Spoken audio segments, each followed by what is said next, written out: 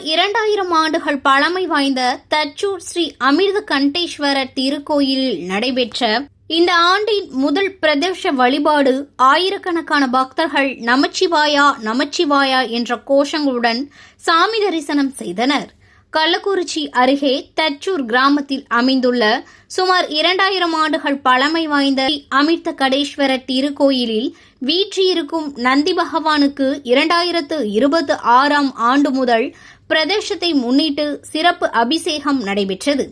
இதில் பக்தர்களால் வழங்கப்பட்ட தயிர், பால், இளநீர், திரவிய பொடி, அரிசி மாவு, பொடி, தேன், சந்தனம் உள்ளிட்ட பல்வேறு விசேஷ திரவியங்களால் சிறப்பு அபிஷேகங்கள் செய்யப்பட்டு தொடர்ந்து நந்தி பகவானுக்கு மலர்களை கொண்டு சிறப்பு அலங்காரங்கள் செய்யப்பட்டு மகா தீபாராதனை நடைபெற்றது.